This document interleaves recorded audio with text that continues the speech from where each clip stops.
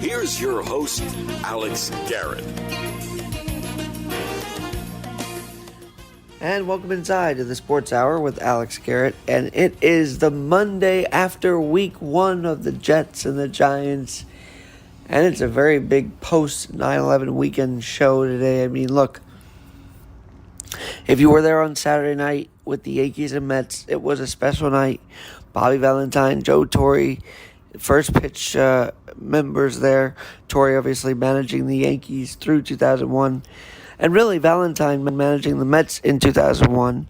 And really both of them managed not only the Mets, but the city. The city after 9/11 was in tatters. But then, September 21st, 2001, Piazza and the Mets do their thing against the Braves. You know how that went. And that was led by Bobby Valentine and Joe Torre leading his squad into the World Series. A very epic one, even though the Yankees lost. So, seeing those two united, seeing the Yankees and Mets both wearing New York on Saturday night was very special. And then they brawled yesterday. Well, not brawled, but they exchanged words. Benches were cleared. And I'm like, where did that unity go? You could see that footage on my Instagram, AlexGNYC1, and my TikTok as well. But yeah, the night before 9/11, they were all united. And last night, Stanton, Lindor, and Baez all chirping at each other. Benches clear. The bullpen's clear.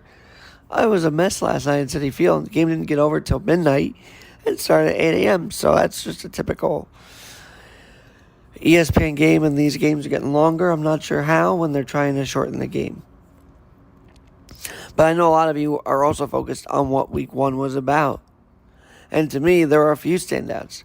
Aaron Rodgers, first of all, you thought when New Orleans lost Drew Brees to retirement that they would collapse under Jameis Winston, but no. Jameis Winston, I believe, 5 touchdown passes yesterday against the Pack. Now remember, Aaron Rodgers came into the season basically checked out, pissed off at management and everything like that. So to put up a clunker like that in week 1 is still a bit surprising. And for him himself, he's a very elite quarterback. But to throw those intos and to have New Orleans roll right over them in Jacksonville, by the way, they had been ravaged down there by Ida. And so they had to move their game from the Superdome out to Jacksonville. And New Orleans made themselves at home, winning 38-3 against the Pack. Other standout games, well, I guess because I'm in New York, I got to talk local. Sam Darnold against his former team, throwing 2 touchdowns. And his replacement, I guess you'd say, because Zach Wilson is that now, kind of matched him up later in the game, not early on, but matched him stat-wise. Let me get you that. Those stats for you here. Because I was impressed that the kid could wheel themselves back 19-14. Carolina won. But let me get you some numbers here.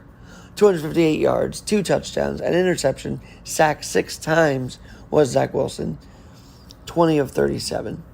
Okay. 258 yards, 2 touchdowns. Sam Darnold, 279 yards and 1 touchdown. Sacked once. Way more accurate, though, 24 of 35. But to see the kid throw a touchdown more than Darnold, I know it's a loss, but there's a silver lining there. And they're facing a Patriot team next week that lost their opening game to the Miami Dolphins in New England. And I think that's a telltale sign that the Bill Belichick era is going to go through a bumpy road now. It didn't work out with Cam Newton. Mac Jones, first start, 1 touchdown, a sack, 29 of 39, 281 yards. Rate of 102.6. Okay, that's a pretty good debut for Mac Jones, if I'm very honest with you. But they lost to Tua and the Dolphins. So it's going to be a barn burner next week. You're going to have these 2 rookies in against each other next Sunday at MetLife at 1 o'clock. And we'll have to see how that goes. But yesterday, felt like just a normal day in NFL football. We're kind of used to the Giants and the Jets losing on opening day and almost losing every Sunday, if I'm very real with you. But how the Giants lost, I mean, Sterling Shepard was great. Jones was okay. He wasn't fantastic. The defense, although it's right there. Defensively, the Giants only mustered 2 sacks in the entire game. And Daniel Jones, let me get his stat line that. 1 touchdown, sacked twice, 22 of 37. A 90.7 passer rating, which in fantasy probably helped him out. But Teddy Bridgewater, 115.7 passer rating. 28-36, 2 touchdowns, sacked twice, but he got through that Giant defense. And so we'll have to see whether or not that resurgence of Bridgewater in Denver is for real or not. Week 1 looked like so, but I don't know what week 2 will bring for Denver. We got to keep an eye on that. Other stunners, look, the Bears and the Rams last night, I'm following that one too. Bears went with Dalton. Fans were clamoring for Fields. Only to see Dalton out there most of the time and see Matt Stafford have a resurgence in Los Angeles.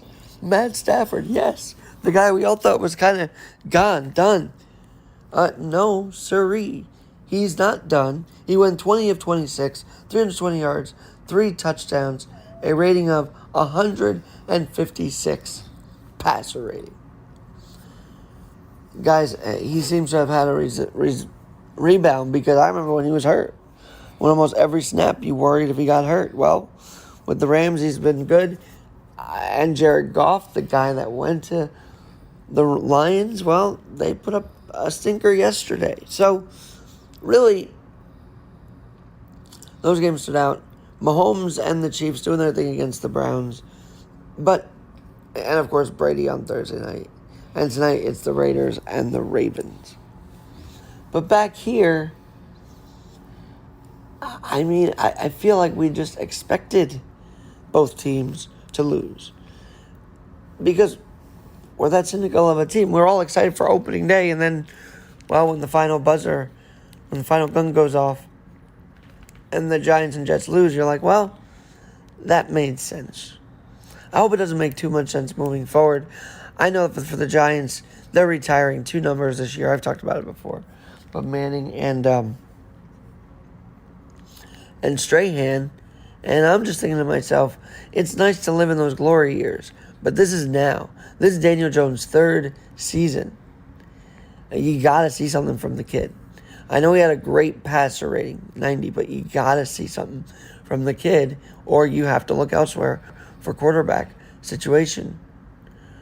Because you can't keep going with this guy if he struggles. I know they did it with Eli.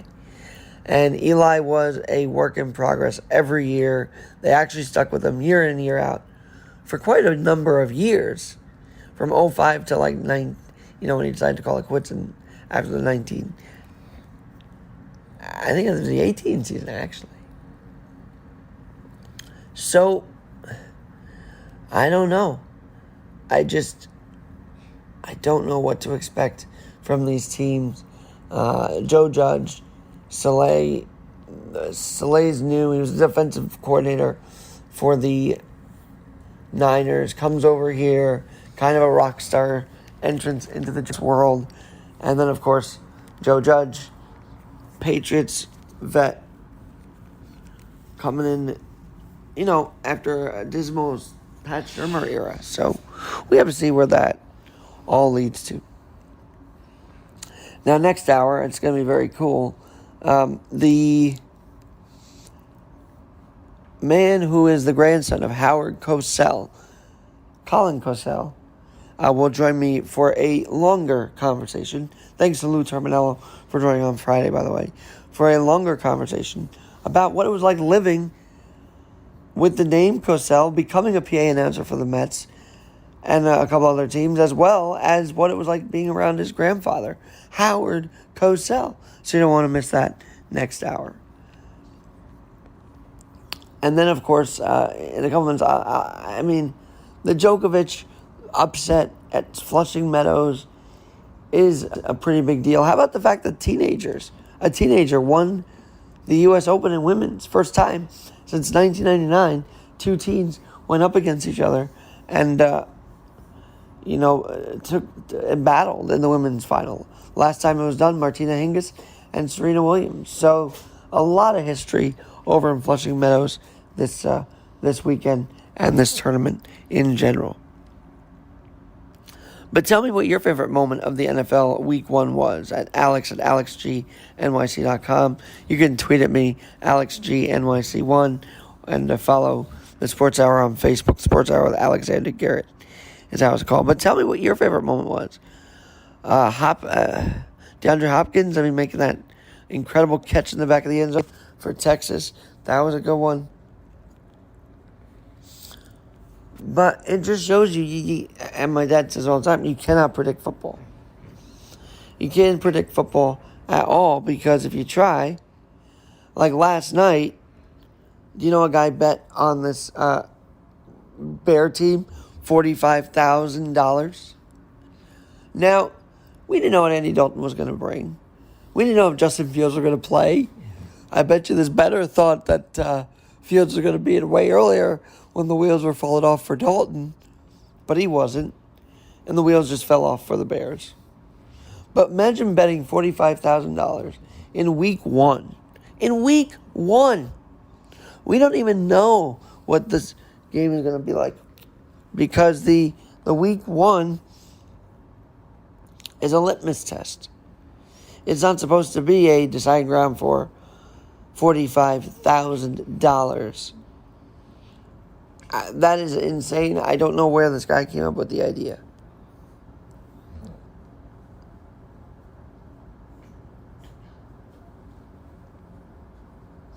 And by the way, if the Bears won, the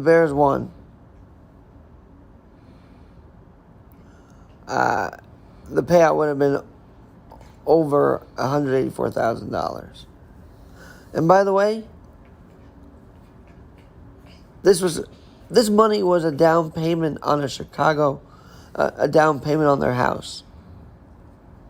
Do not bet your house down payment on a freaking sports game. I don't care what tournament or league or game it is. That's just stupid. That is just outrageous. Because imagine, how are they going to get the money now? He lost this money.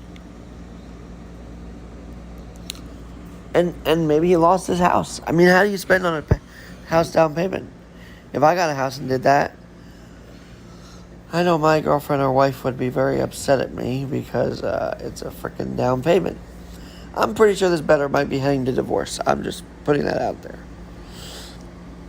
And the other funny thing to me, and not funny, but the other impactful thing about gambling, and we saw it with the tennis, and Sloane Stephens, is some of these guys started sending hate mail to the players. Like, bro, it's you that freaking bet on this, not the players. You can't blame the betting on the players if they lose. I'd say, ever been to Belmont Park? That's an experience. So Belmont Park, or any of the racetracks, the jockeys get yelled at if they lose by even just a nose, because a lot of these guys at the track bet money on these horses and these jockeys, and they're getting derided as they go up the ramp. Sorry. Long night. I was at the game last night, Yankees Mets.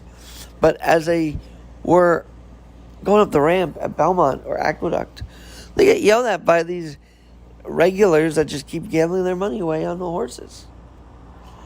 So I know it's been said all the time, but I'm going to say it here.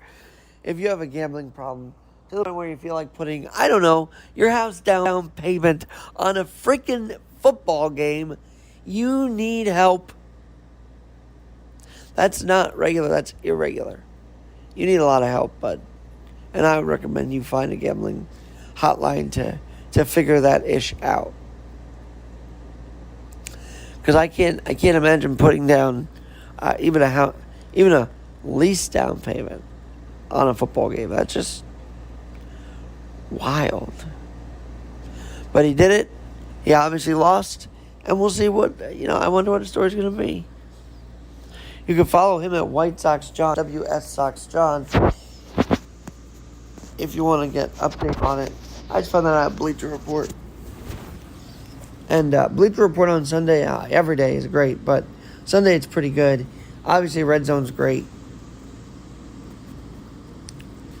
And at least he's got the nickname right, because the White Sox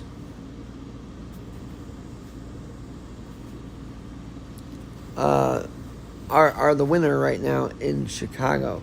Very much so. Very much so. So,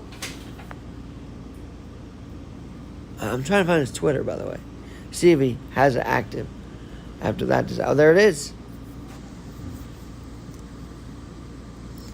He said after losing, he said on Twitter, "Okay, I'm going to bed while I still have one." He said, "Oh my God, my life is over. Gambling is real, man. Do not bet your house down payment, White Sox John, ever again." And we can, and by the way, this is great. He says he likes the White Sox. He likes other sports, but not every sport. Well, maybe he doesn't really like football, because if he bet that, he might just want to try it. But let's all tweet at White Sox John. Actually, give him a little sympathy today, because that is rough. That is awful. And it's a lesson. Don't bet until you know it's a sure thing. But don't even bet at all. Because who would have thought the Packers would lose 38-3? And if you have Aaron Rodgers on your fantasy team, by the way, we'll get to the Bills also. I mean, that's the other upstate team, and they lost to the Steelers. But for Aaron Rodgers, 2 picks, a rating of 36.8, 15 of 28, 133 yards. They even brought in their second stringer, I believe the guy they drafted, Love. So, is the establishment quarterback going the way of the wind? I'm going to talk about that next. Is the establishment quarterback going out the window? They're trying it with Dalton in Chicago. Trying it with Rodgers still, who's checked out, I think. And, of course, in my view, the Goff is establishment now, and he's struggling in Detroit. So let's talk about that next on the Sports Hour with Alex Garrett after these messages. And welcome back inside the Sports Hour. You know, I was talking about establishment quarterbacks, and are we really seeing the end of them? Because Andy Dalton doesn't look good. And let's face it, Aaron Rodgers, he's kind of checked out too, as I said last segment, but really more so. Remember, he went on vacation when they were supposed to report to camp. He finally did show up to camp. He just did not really talk to the pack in a while. He felt they treated the veterans on that team poorly. And now Green Bay losing 38-3. Goff too. But there are 2 quarterbacks that I think buck the idea that the youngsters are it right now. That the youngsters are the go-tos. I believe one guy up in Buffalo, Josh Allen, the guy he played against yesterday, Ben Roethlisberger, is proving that year in and Brady, of course. Brady proves that game in and game out. But so does, to an extent, Mr. Roethlisberger. I mean, he had a rating of 83.9. He had a touchdown and 188 yards. 18 of 32. And he beat Buffalo and Josh Allen 23-16. So he's still around. And that's kind of good to see. I mean, Pittsburgh, I don't know where they go after Big Ben, to be honest with you. But then the other guy I'm thinking of is Stafford. He was injured. He was supposed to be out now. Then yesterday leads the Rams to a 34-14 win. Like, how is that possible without full better rehab? And he too is bucking the trend that guys like Daniel Jones, Mac Jones, Zach Wilson, Tua are the it right now. I think for an extent the it is still the establishment quarterback. I think the Bears, though getting trounced last night, will stick with Dalton because they're not ready for Fields. But I think any football team's fan base should hate when a team is an experimental ground and not a ground for winning. Let me say that again.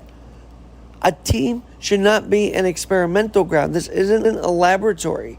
These are real games. Real fans are going. The fans are back, by the way. Oh, and I was just thinking of Washington in a minute. Because Washington, once again showing they care more about a name change than the actual stadium. Did you see the sewage flying all over the deck, from the upper deck to the lower deck at FedEx Field? Dan Snyder. Who cares about a name change? Your freaking stadium falls apart 20,000 times a year. And that's acceptable because, oh my God, we're not the Redskins anymore? Get the F out of here. In no terms should a beleaguered playing field be acceptable just because a name change appeases a certain group of people in America. Let's not think that way. And I was going to joke much, but no. And FedEx Field, there too, the Redskins, the football team, trying to find the right pieces too with Ron Rivera there. And Fitzpatrick, was actually not in. They started Heineke, who did not do bad last year for the Washington football team. And he went one touchdown, a pass rating of 119, 11-15, and Fitzpatrick 3-6. But yeah, Washington football field. Focus on your freaking field. That Joe Burrow got hurt, that Alex Smith got hurt. And let's not focus on a name change that a certain sector, not everybody, wants to see changed. Staying in the NFC East, by the way, looking at this score, Eagles, 32-6. Hurts, finally being utilized well. Because Doug Peterson, at 4-12 said, I'm done. I'm not even going to help the kid out. Well, he's helping himself out. 126 rating, 27-35, 3 touchdowns. I think the Eagles have found a future with Hurts. Of course, they all thought they had that future with Wentz when they went 15-0, and then boom, week 16 he goes down. 14-0, week 15 he goes down. Leading the way to Nick Foles to lead that team to victory against New England. But if you're looking at conference and then division by division, and of course, you've got the man down in Baltimore tonight in the AFC North for the Ravens, Lamar Jackson. And of course, he takes his team to Las Vegas tonight to take on the Raiders at 8:15. Las Vegas, of course, second year there. And looking for, or maybe even third year there, looking for a promising season with Carr. And by the way, one other thing about this weekend. Every minute I heard, well, it's so good to see the fans back. And it's SoFi Park, where the Rams play, and at the Chargers Stadium, also in Los Angeles. Did you not find it awkward? Well, SoFi is shared by the Rams and the Chargers. That makes sense. How awkward was it that these teams had to play in such a big new stadium with nobody there, with the piped-in crowd noise? It was very bizarre. and said that the first season of these big stadiums, no one was there. So, winning or losing, it was good to see the fans there yesterday in all the ballparks because we missed them. I heard someone over the weekend say, well, they lost, but thank God the fans are back. Good to see the fans filing out of the stadium. And I'm like, yeah, but you lost 17-7. Come on now. It is good to see fans back, though. It's good to see seats. It was good to be there at Citi Field last night when it was a sold-out ballpark. That energy I had not seen in Citi Field. It was like a tinderbox, ready to explode at a moment's notice. That's the kind of sports we need in New York. That's the kind of energy we need in New York City. And quite frankly, we haven't gotten that energy since really the new stadiums were built. I know the Yanks won in 2009, but most of that season there were still empty seats because who could afford those seats? Most of that season there was just brutal weather. Then finally in October they won, but that buzz in the crowd wasn't really there last night. The buzz in the crowd, let's go Yankees, let's go Mets. That was evident. That was there. And that was good to see. And it was good to see the establishment in Novak Djokovic get knocked out. Of course, people want to because he's Djokovic, he's elite. But let a guy like Danili beat him, and beat him at the U.S. Open. Daniil Medvedev defeated Novak Djokovic. And that was a big deal yesterday. It was good to see him. And they said that he was over a decade since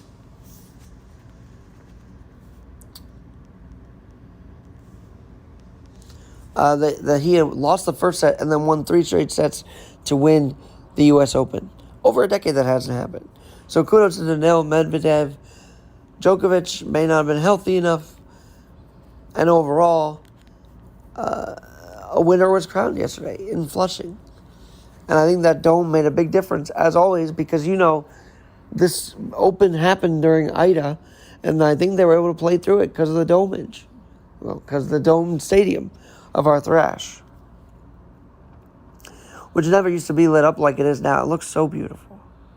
It looks so beautiful from the outside.